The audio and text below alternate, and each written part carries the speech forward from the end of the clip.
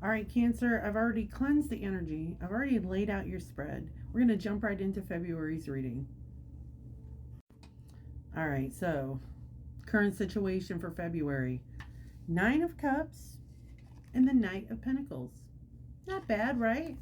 With the Nine of Cups, this is like sitting in celebration, just like super proud of everything you've been able to accomplish, the joy of the things that you've brought to fruition.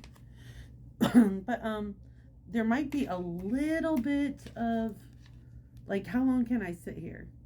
Like, I'm sitting here in my comfort. I'm happy with all the things that surround me that I've created. But, even he's sitting on a wooden stool. That's going to get uncomfortable after a while. It's kind of like waiting for the other shoe to fall, not allowing yourself to sit in the happiness of what you've created. But it is like most readers will say, it's wish fulfillment.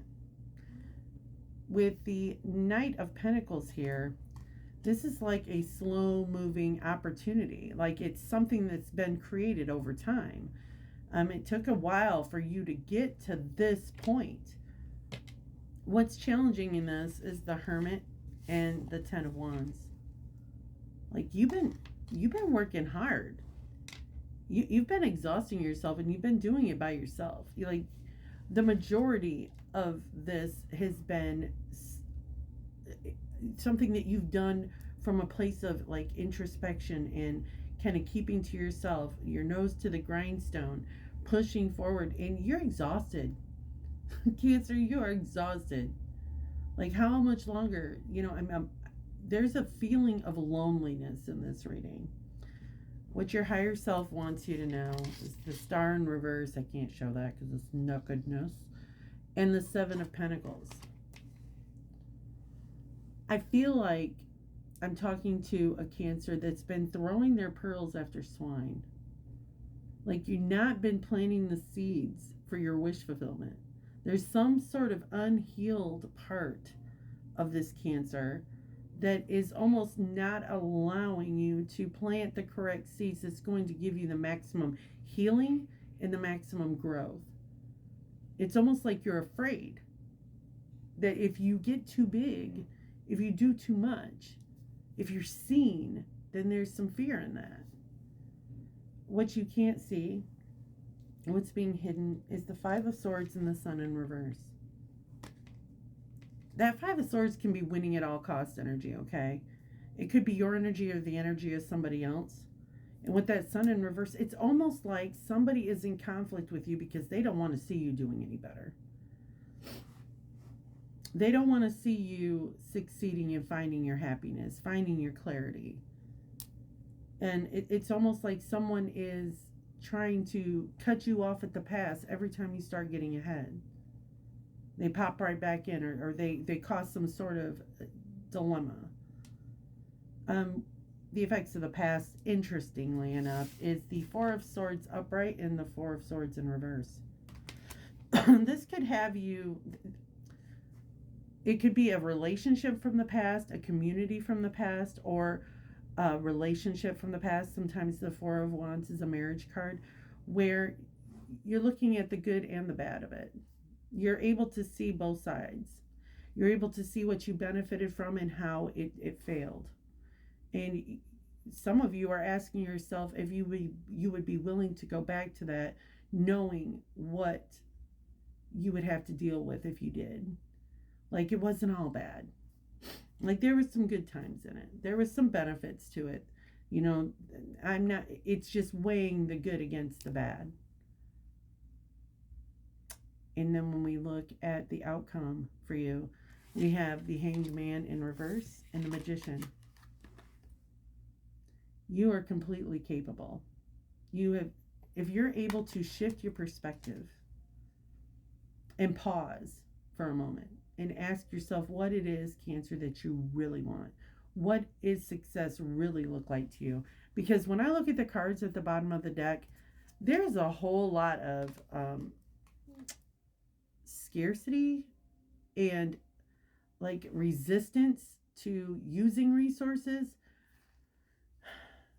There's a lot of concentration on not enough, And I think if you were to take it step back from the financial part of it and look at the emotional fulfillment, there's a lot of people that do what they love and don't make a whole lot of money, but it feeds their soul, like caregivers. Perfect example.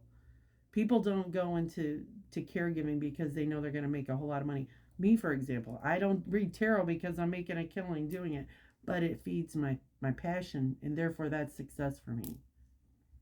I pulled I was pulled by the ancestors to pull two cards of advice for you. I don't know what they are. I just blind pull. We'll see how it connects to the reading. The first one came from the Angels and Oracles deck, and it's Stargazer. Set your sights higher.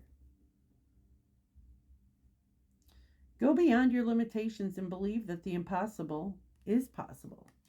Do you remember wishing on a star when you were a child and in your innocence believing that your wish could come true?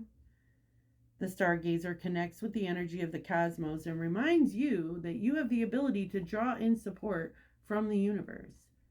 His cloak, with its sparkles and light, shows that you're closer to the energy of the universe than you think. You don't have to go out looking for it, it's already there. So look beyond where you are and create even bigger dreams, visions, and goals. Because with the power and help of the cosmos, those wishes can come true. You're on the verge of a miracle. All of your dreams and aspirations are within your grasp, and you're being guided to focus on your vision.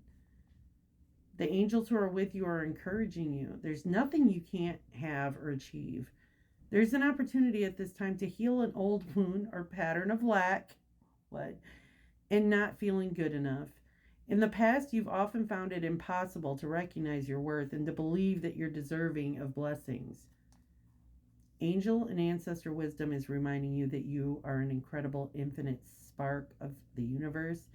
And the universe is not only within you, it absolutely adores you.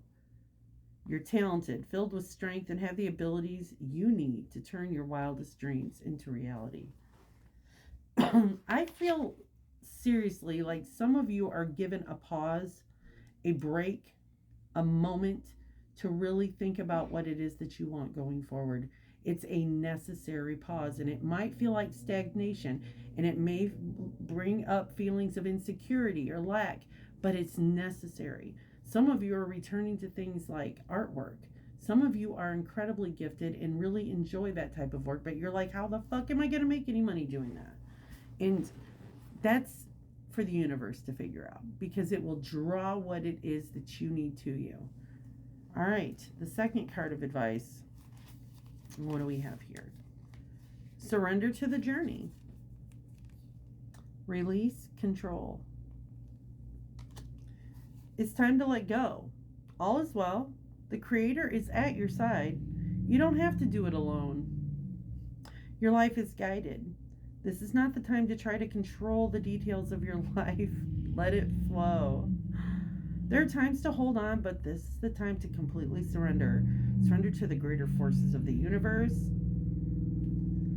Let go of wanting to control your future. Simply turn your challenges over to your spiritual source. What the fuck is going on out there? The Creator will escort you on your journey. Surrender isn't giving up. You're not yielding to a force outside of yourself. You're opening to your soul. By releasing hold, you allow the creative forces of the universe to spiral through you, which brings inspiration and direction into your life. Sometimes the journey goes a different way than expected, and when it does, don't resist. There are times you can see a path, but you don't know where it leads. Not knowing where you're going can activate inspiration, insight, and creative juices. You cannot discover new oceans and distant vistas unless you have the courage to let go of the shore. You don't have to do it all yourself. Support is all around you. Simply open your heart and allow it in. That is what I have for you, Cancer. Thanks for coming in.